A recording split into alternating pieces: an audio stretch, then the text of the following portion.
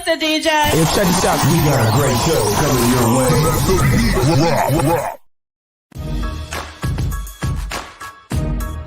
From the ECSI Sports Studios, it's the Midday Market Report with Jeff Dawson.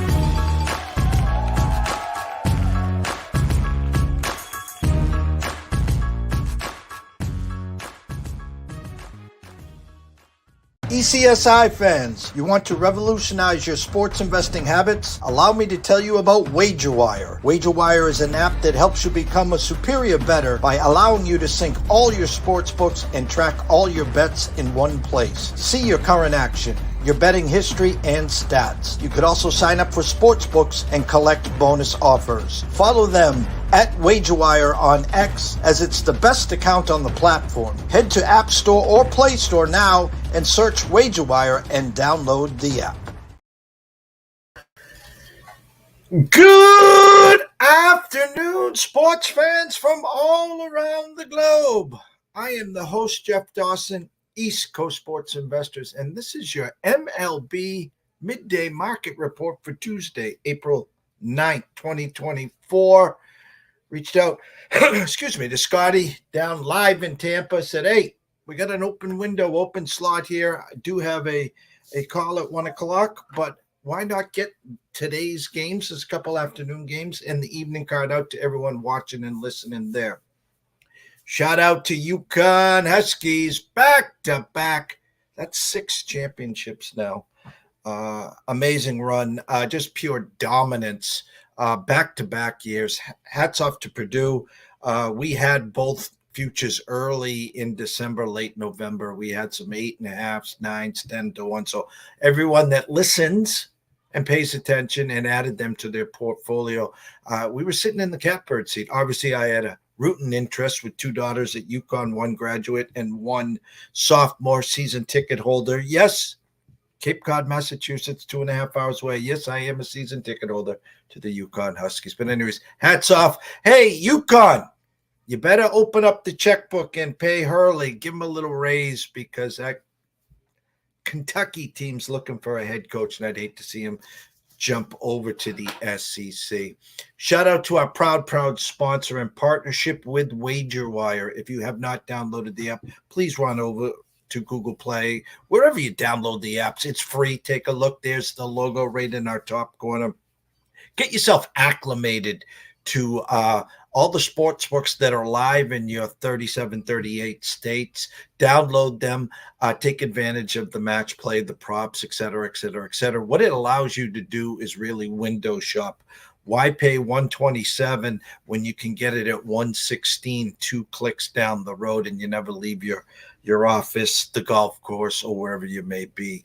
If you're looking for a little flash cash, of course, send in an email to affiliate@wagerwire.com. Tell them JD from ECSI sent you.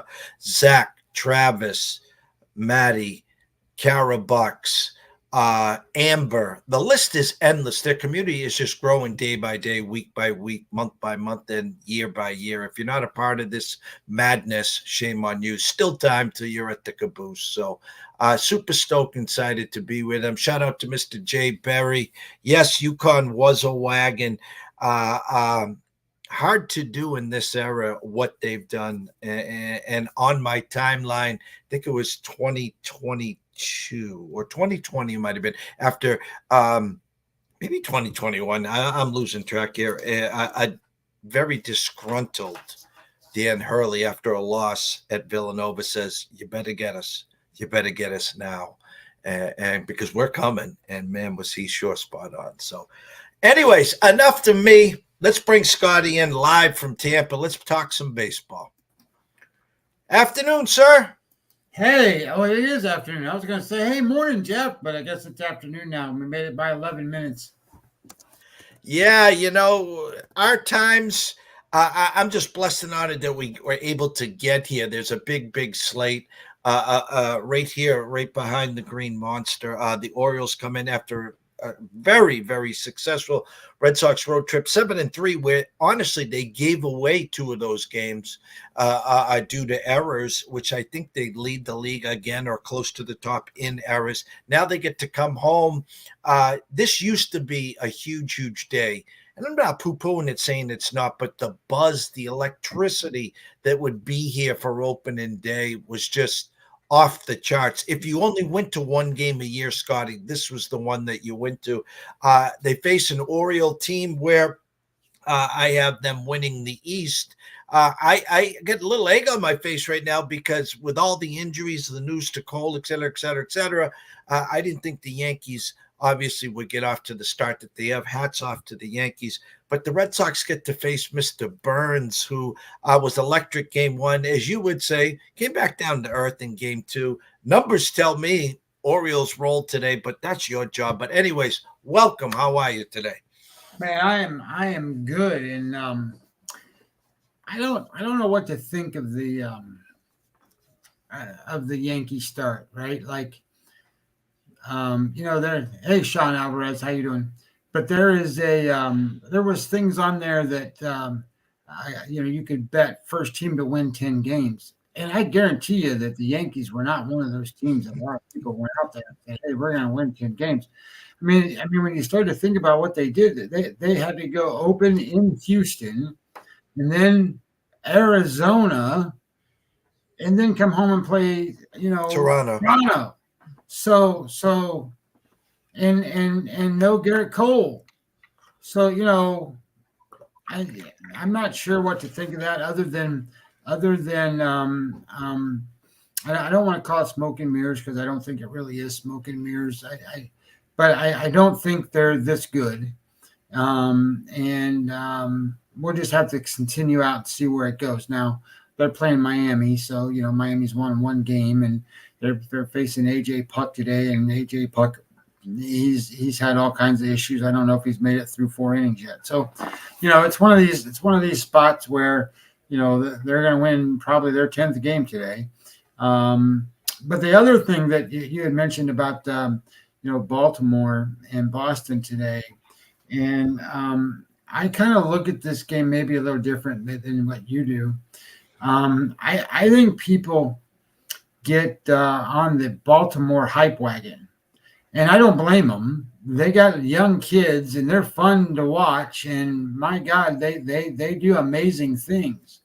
And Corbin Burns is Corbin Burns, right? I mean, one of the best pitchers in Major League Baseball. But what if I told you that currently the Baltimore offense ranks 28th out of 30 teams? How are you going to go in and say, hey, I want to support a road favorite, and you're going to support an offense that's 28th out of 30 teams in Major League Baseball? I don't know that that's I just don't know that that's the right way to do that. And I don't necessarily believe in Brian Bello either, but he is a good pitcher. So if you're the 28th ranked offense and you're facing a good pitcher, then I think there's a little struggle that might happen there. The other part of it is, Burns is good. He was great the first time out. He's decent the last time out, so he'll probably be decent again. I mean, that's the way aces are. They're decent or they're good. Very rarely do they have really bad games, but they do. So he's going to have to curtail a Boston offense that I use the term cluster effect. When you grade out an offense and you look at, okay, well, I use offensive WAR. So offensive WAR is a metric that's on Fangraphs, and it's the offensive metric of WAR. So WAR also includes defense. So take defense out. This is all about offense. So when you do that, you can separate really what offense looks like. So I like the idea here that Boston's really good, and they're in the top 5 right now in offense. So Burns has his hands full, and they have a cluster effect of a couple of guys. You got O'Neill, who's doing really well, and Durant is doing really well, and McGuire is doing really well, and not a whole lot of guys that aren't. So they're going to put the ball in play some. I mean, yeah, they strike out, but they're going to put the ball in play some. And Burns is a strikeout guy. But I tend to think that what was the number in this game right now? The number is 125, 130 in some spots, 128. It opened to what, 135, and it's come back down. I agree with that, come back down a little bit.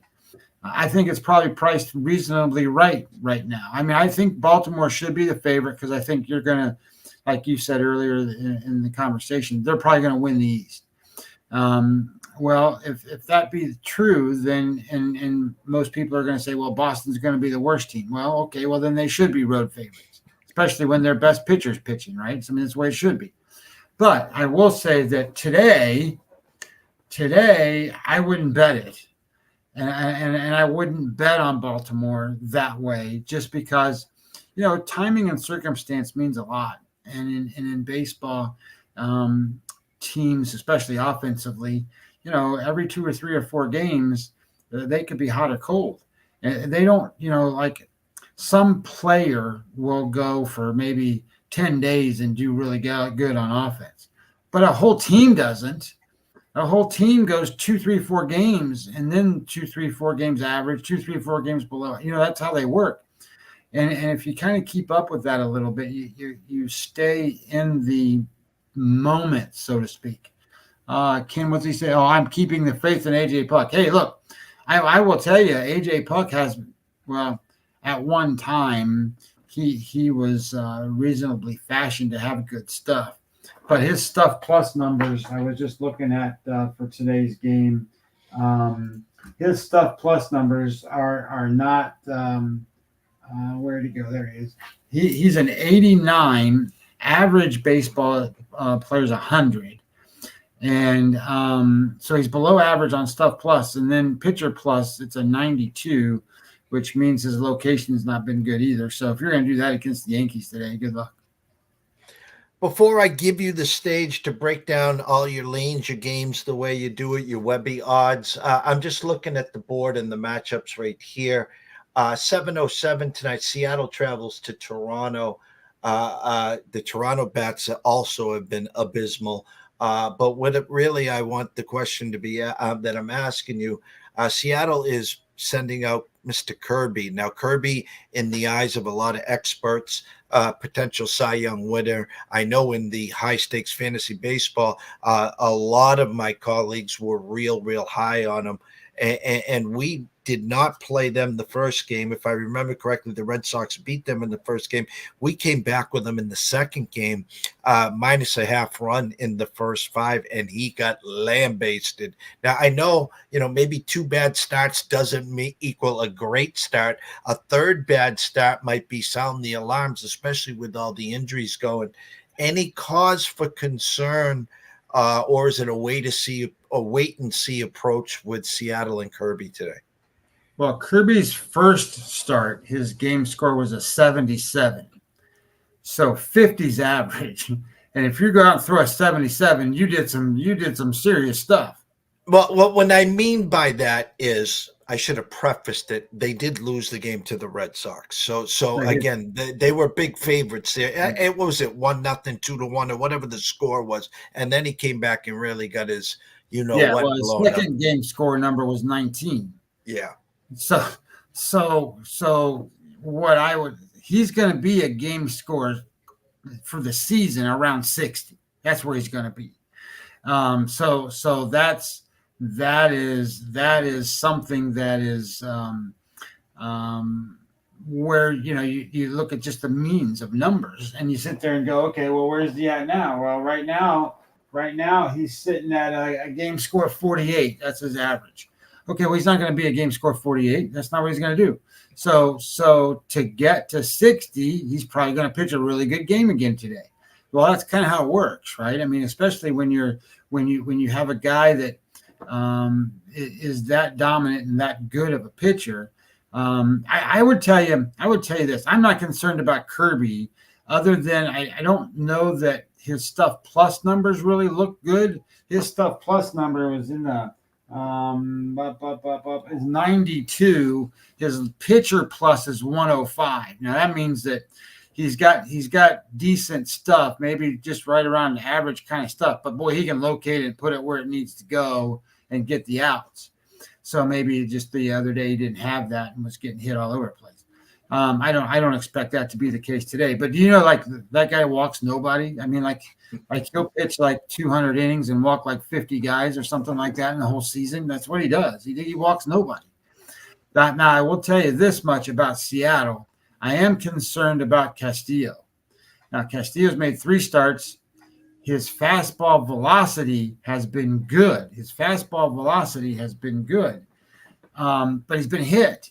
So he's been hit all 3 times, and he's supposed to be a game score around 60 kind of pitcher at the end of the season.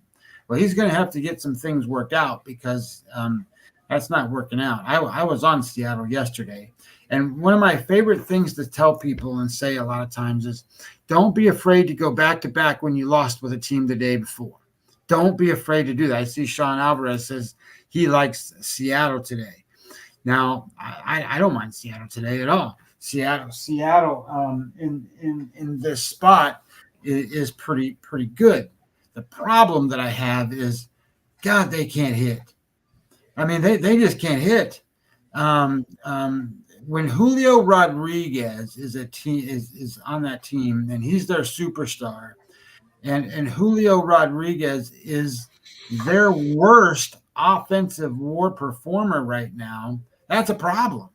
And I don't know, well, where do they get their offense from? Now, Bassett's not a strikeout guy, so they're going to put balls in play. So maybe today's the day to go back and support them and have a good start from Kirby in that spot. So I don't mind that play at all. I'm trying to look and see where the number moved to in that game. Bassett's now minus 110 as a favorite or whatever. So you can get Seattle pretty much even money. And I don't mind. And neither one of them have such a dominant bullpen that you got to worry about that as much. So I wouldn't say a first 5 or any of that stuff. Just play the full game and you might need it. I mean, Toronto offensively has struggled. But at the same time that they've struggled, they've been better than Seattle. Seattle is there we go. So Seattle, that game is another look that I wrote down. What I thought was that totals 8. I could see both offenses, trying to work hard to get a run in this game. I could see that being under 8 too. All right, I'm going to flip the stage to you. The board is yours. Go break down. You don't have to break them all down. Break down what you see. We got a good matinee crowd here for you, Scotty. So the stage is yours, my brother. Well, I think obviously the one that starts at 12:30 today is Detroit and Pittsburgh, and I was on Pittsburgh yesterday with Keller. It was a good play. Really not really too much of a sweat in that one.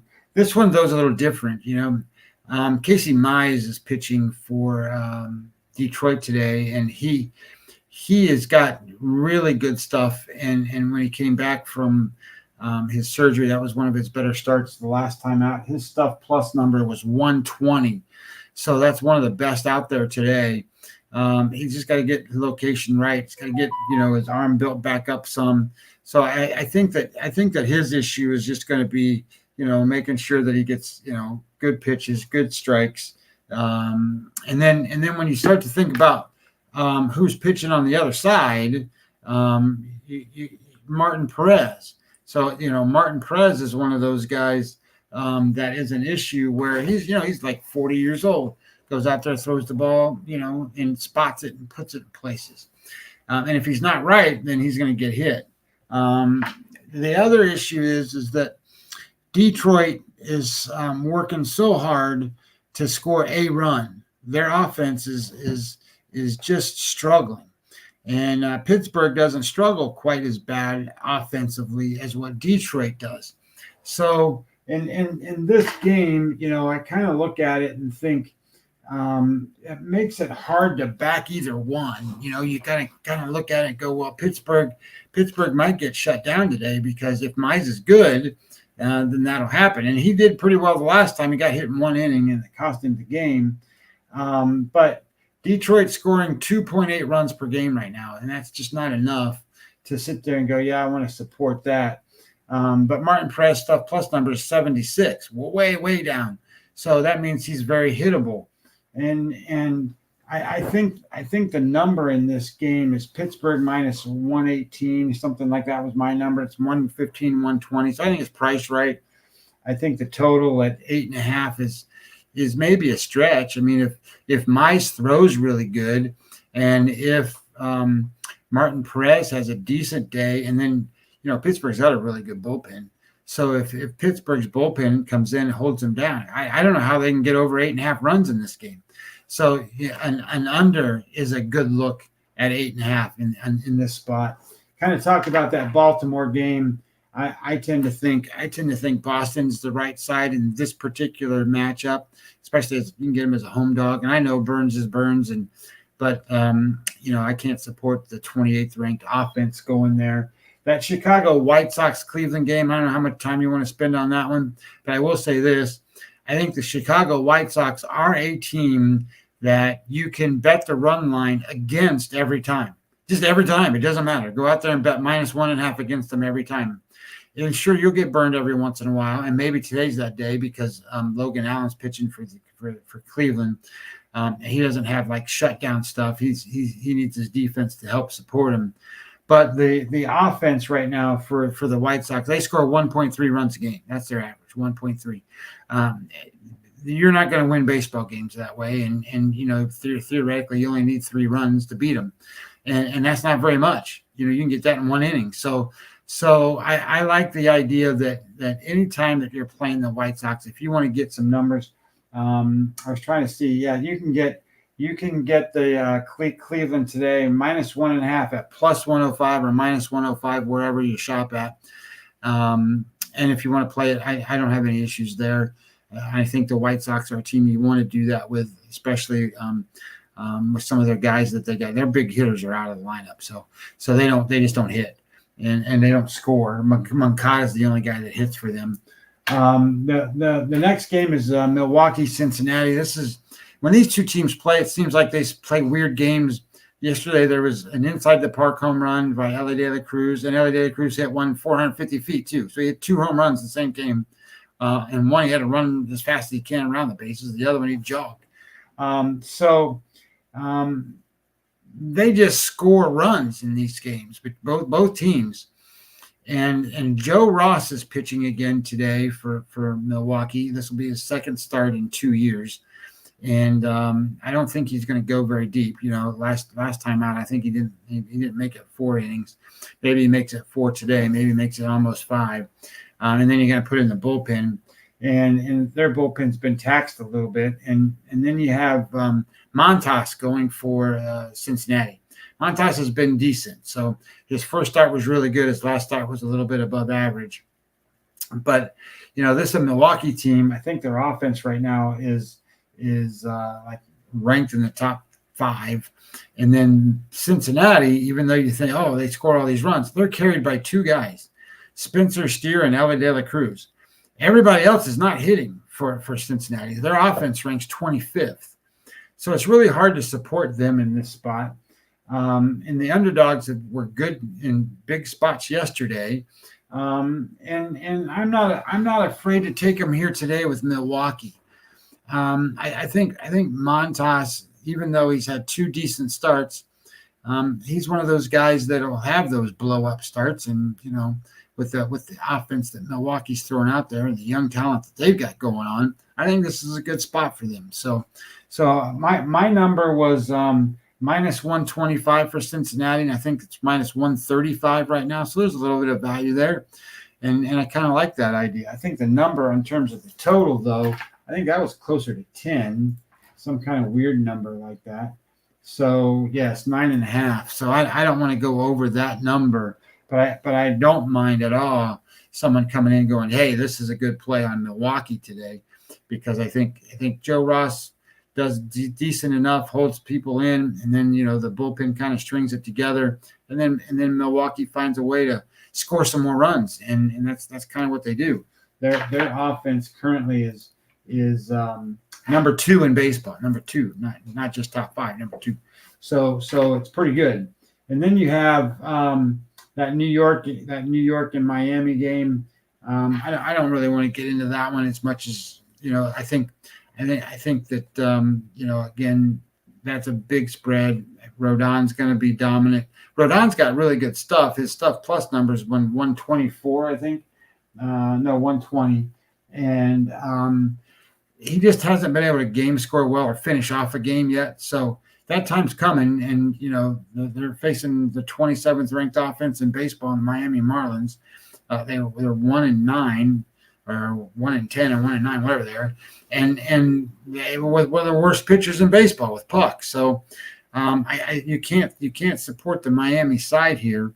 It's just a matter of how do you play the Yankees. And again, this is one of these spots where I'm not going to sit there and go over 150 very often, and I'm not going to do that today.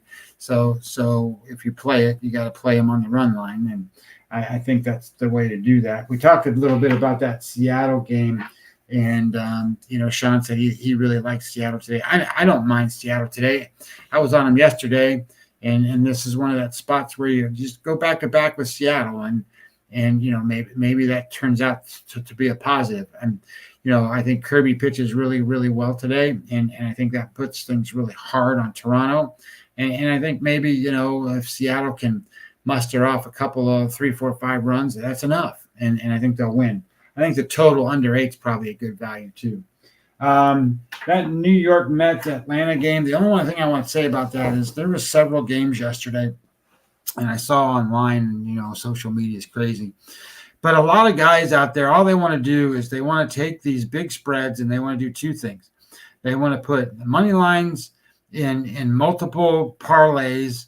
Like yesterday, they would have took Arizona, and they would have took San Francisco Giants, and they would have took the Atlanta Braves, and those kind of teams, and put them all in these money line parlays.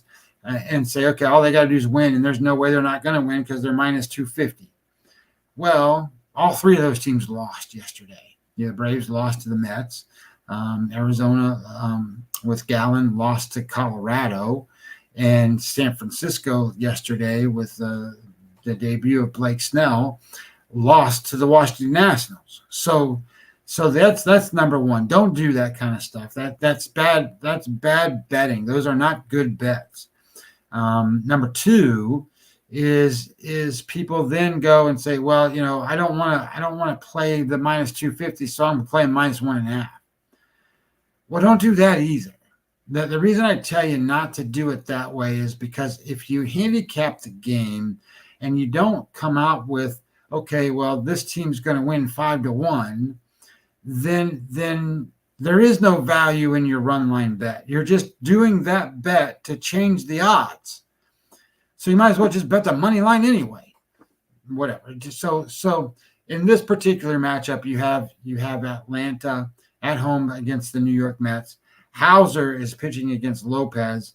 I don't think either one of those matter. Lopez had a decent game his first time for Atlanta. He's the pitcher they got. Reynaldo Lopez came over from the White Sox. And Hauser is a pitcher for the Mets that he's just kind of holding spots until other guys get healthy. He's from the Brewers. Both of these guys aren't going to last. The Mets are starting to turn things around offensively compared to the way they were. So you don't think of the Mets as a team currently that can't hit, because they are hitting. And the Braves just score runs. So can the Mets do it again? Can the Mets come out and score enough runs to win another game? You think about that, right? You got to score 6, 7, 8 runs to beat the Braves. Can they do that? Well, I don't know. I don't know that they can. But then, now you got to pay a premium price on the Braves. So just a game that I passed on altogether.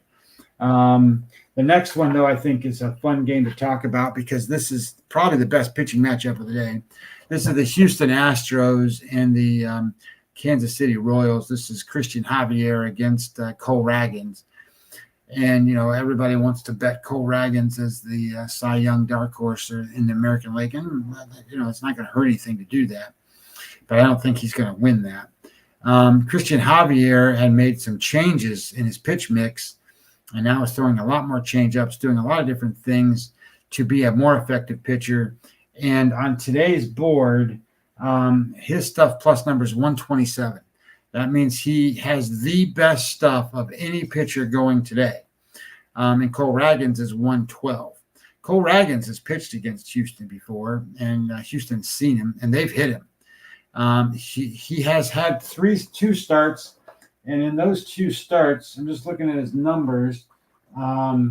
He threw a 76 last time out and a 54 first time out. So he hasn't had a bad start. He's had an above average start and then a dynamic start. Well, he's facing the Astros today. Now the Astros, when their whole team hits, are just tremendous. They have two guys that are killing it, Alvarez and Altuve. The rest of the guys are still not, they're still struggling a little bit. But they rank, I thought I wrote it down. Maybe I didn't. But, their offense is 10th. Kansas City's offense is 9th. So this is two pitchers that are going to have to hold down some offenses. But power-wise and dynamic-wise, you got Houston. Houston's been in these bigger games before. Kansas City's just trying to find their way that way. This number in today's game is where is that Kansas City number? It's right now. It's minus 124, 122, 120 for Houston. I think there's value there. I have Houston. My number on that Houston game in that particular matchup is Houston. I think it's minus 135. Let me get there and I will tell you. If I can pull it up. There it is. Houston. Yeah, my number is like minus 128, 130. So I think there's a little bit of value for Houston. Houston's had bullpen issues. They had a rough game yesterday, but they didn't pitch rough game, meaning that they had to put their bullpen in the first inning. But they didn't use any of their main guys. Hader didn't pitch yesterday. Presley didn't pitch yesterday. So they got all rested. So I like the idea that their bullpen's good today, or at least available today. So I like Houston in this matchup against the Royals. And then what else do we got going on? Look at these numbers over here. And Minnesota plays the Dodgers, and boy, Ohtani saved the Dodgers yesterday. Minnesota hits a home run, takes the lead 2-1, and then Ohtani comes back and kind of does it. I don't think you can bet Minnesota at all right now. Minnesota has the least amount of hits that any Minnesota team has had in 20 years. I think they've started off with less than 40 hits. I think they have 38 total hits. So until that team starts to support offense, there's no way you could support that team, no matter what kind of value you think you're getting. And I think, Minnesota, I still have as a team that's going to win the Central. And I don't think this number should be as far out as it is. My number is like 155, 160 for the Dodgers. And I think the Dodgers are now like 180, 185, something like that. So I don't think that's good value to be betting Dodgers. I wouldn't put the Dodgers on the run line today, even though, the Twins aren't hitting. At some point they will. They are at home. This is Glasnow's fourth start, and his metrics, his xFIP and Sierra number, you can start looking at those after 3 starts, is in the 4 range today. So it's like a 4.2, 4.3, which is average. And his deal has been soft contact. Well, that's what Minnesota's been doing, soft contact. So maybe that feeds right into that. But I'm going to avoid this game. Minnesota, I thought, was a good play yesterday. Varland, if you don't know who Varland is, Varland's a good pitcher. He's only made 18. This will be his 18th start. He's young. He's got good stuff. He just has to learn how to pitch. He doesn't know. He can't figure out how to get out of tough spots. Can't make the right pitch at the right time, and usually gets hit a little bit because of that. So this is a spot where I think the Dodgers win, but I think the value is not good enough to bet them and support them. I kind of like this game too. Philadelphia. It's confusing for me. Philadelphia, St. Louis. This is Wheeler and Gray. Gray making his first start. Wheeler, sabermetrically, is the best pitcher in baseball. I mean, his number is Steamer likes him at over a 5 WAR number, and Zips is over a 5 WAR number. There's nobody else there. He's the best pitcher in sabermetrics world, and a lot of times when I start doing numbers and put things together, that skews my numbers a little bit. So I have Philadelphia as kind of a bigger favorite than what they maybe should be.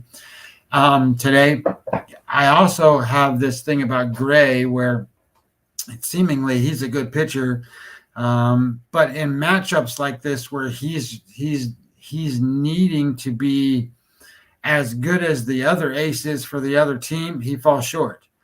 And it seems like that all the time. When he was with the Twins, he was that way. When he was with the Yankees, he was that way. When he was with Reds, he was that way. But when he gets a little bit of a matchup that's better for him, he's good, and they win. So this is one of those spots where I also think St. Louis offense not very good. That's not, like Goldschmidt's striking out a lot right now. Arenado's got some kind of problem with his hips. He can't swing the bat real well. So there's all kinds of weird stuff going on with St. Louis. But, Philadelphia's not turned things around yet either. They got more hits yesterday, so maybe today's another day where they can get moving. I think that number is value for Philadelphia. But the Philadelphia offense, the Philadelphia offense is 17th right now. St. Louis is 18th. But my biggest concern with this game is Wheeler. And that's why I said all the good, nice things about Wheeler. He threw a game score 77 or 71 and a 72 back to back. Okay, well, he's not going to do that today. So he's liable to get hit a little bit today, or he's liable to walk some guys or not have perfect control and then be out of the game. And then they got to put in one of their bad bullpen guys because their bullpen's taxed right now. They used it up a little bit yesterday. So makes me not want to support the Phillies. I don't want to support St. Louis in this spot either, so it makes it really hard. Maybe you're looking at an over or something like that, which is really difficult when you start to think about, well, these guys probably are two of the best pitchers in baseball. How do they come up with that? Well, it's a 7.5. It certainly could go over 7.5 today. So that might be an opportunity to look for. And then I don't know, trying to look if there's anything we should really talk about other than that. I mean, yeah, Oakland, Texas. I don't think anybody wants to hear about that one, or Arizona, Colorado. Maybe we can talk about Tampa Bay a minute. They play the Angels, and I think the last time I talked on this show, Jeff, we talked about Ron Washington a little bit. And, if you remember right, they got off to a bad start when they played Baltimore. The first 2 games, they got blown out like I think it was like 7-0 and 8-1 or something like that. And then they had a team meeting, and everybody kind of laughed about that. Well, their record is now 6-4. So they've gone and were 6-2 since that time frame. They beat the Rays yesterday in a spot where they shouldn't have beat the Rays. I mean, Eflin should have pitched a lot better than he did. Anderson's a guy that's going to get beat up a lot, and he didn't. Mike Trout has 5 home runs. Everybody was bitching about Rendon. Well, Rendon's got several hits now, and I think his batting average is pretty close to 200 already from all those spots where he wasn't that before. And in today's game, you got Savali pitching for Tampa Bay, and man, he's a 60-60 game score back to back. He's not an ace. He's not a 60 pitcher. So I expect him to not do so well. And Patrick Sandoval has been kind of hit or miss, and his last time out was a little better than his first time out, and the Rays are struggling. So I think there's value on the Angels again today. Well, the funny thing is, Trout now 5 homers. It was funny. Right before the opening season, I was looking at some drafts at the NFBC, and some people were getting them at the 5-6 turn. And I'm like, holy shit, the mighty have fallen. But the funny thing is this, and there's no way you could script this, Scotty. Mike Trout's last 10 homers. He's got 5 this year, and his 5 that ended the season last year before injury, of course. Of those 10 homers, unless you saw the tweet, do you know how many RBIs he has in those 10 homers? I think there's 10. 10. All 10 have been solo. Yeah, So, I sometimes sit there and think about two things with that because I think that a lot of people jump on stuff and they see a stat and they just throw it out there. But I will say this: sometimes it's the batter too. And what I mean by that is, yeah, Mike Trout hits 10 home runs, he gets 10 RBIs. But there have been and probably worse circumstances and situations where he came up and there were guys on base and he just didn't hit a home run.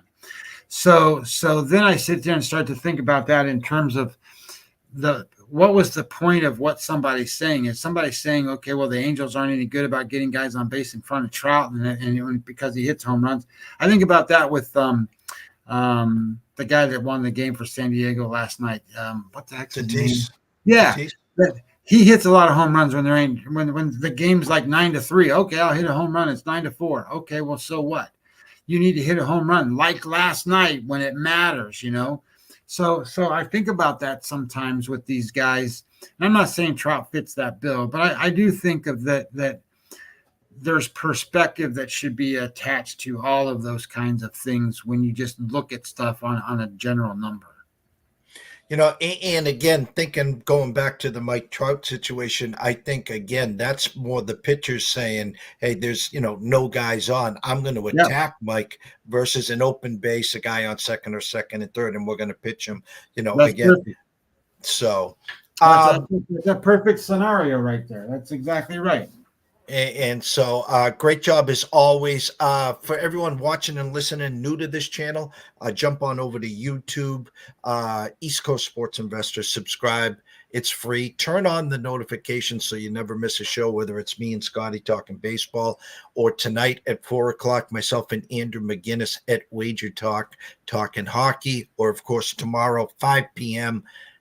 Eastern, 2 p.m. Pacific, myself and Brady Kannon breaking down the Masters. Scotty, always close it up here. Before we wrap it up, I want you to tell everyone where they can find all your work, where they can subscribe for the newsletter, and for as little as, pennies on the dollar, literally, where they can subscribe and get all your information for the whole 6 months of MLB and the 162 sprint/marathon, obviously, of Major League Baseball. Yeah, you just go to my website. It's MLB-daily.com. There's a lot of stuff on there, a lot of different pages. And the whole goal is to teach people how to look at baseball data, how to learn to bet baseball, maybe see things a little differently than maybe you thought before. And there's other stuff in there too about sports gambling in general, not just baseball. And if you like what you see, and if you really want to actually see how I use it, I do have a premium service side, and you can just sign up for the plays and all the data that comes with it. It's not just plays; it's write-ups and how it all works out and everything works together.